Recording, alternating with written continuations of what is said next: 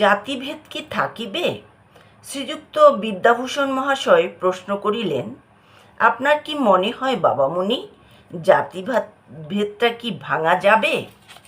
শ্রী শ্রী বাবামণি বলিলেন, জাতিভেদ প্রথাটা উঠে গেলে হিন্দুদের পরম কল্যাণ বা জগতের অশেষ লাভ হবে। একথা যদি সত্যি হয় তবে জাতিভেদ একদিন ভাঙবেই ভাঙবে।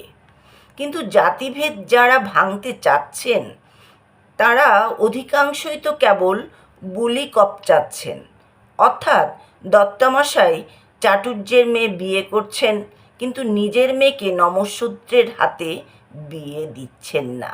যোগীমশাই চক্রবর্তীর মেয়ে বিয়ে করছেন, কিন্তু নিজের মেয়েকে মালি ঢুলি বা বাগদির ছেলের সঙ্গে বিয়ে দিচ্ছেন না। জাতিভেদ প্রথা যদি ভাঙতেই হয় তবে দুঃসাহস নিয়ে কাজ করতে হবে। আমি যেন একটা আদেশ দিয়ে দিলাম যে সবাই ভিন্ন জাতিতে বিয়ে করো, কিন্তু সবাই চাইবে প্রমোশন।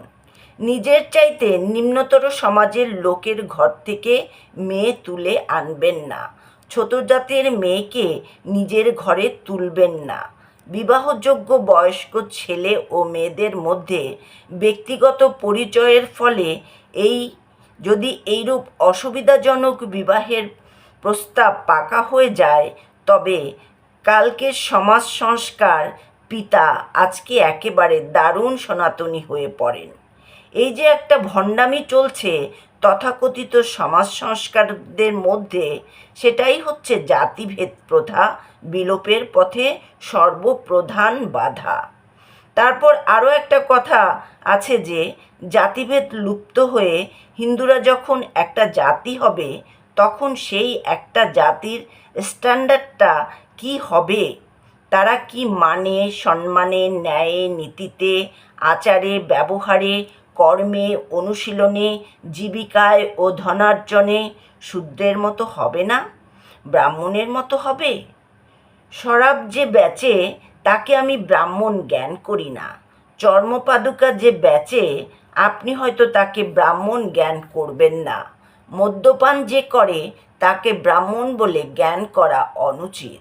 অনেক ঘৃত পুড়িয়ে উপনয়ন হলেও যে ব্যক্তি বেশ্যার দালালি করে তাকে ব্রাহ্মণ বলা উচিত নয়।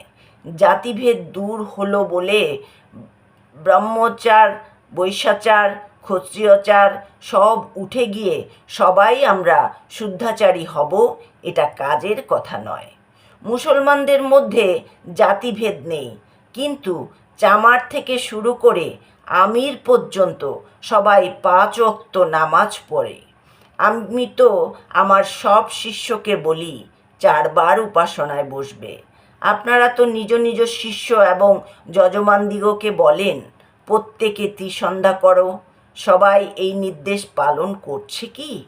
জাতিভেদটা থাকার কিছু লোক জাত্যাভিমানবশত হলেও সন্ধ্যা পূজাটা করে থাকে, অথবা পিতৃপক্ষে পিতৃপুরুষগণের তৃপ্তার্থে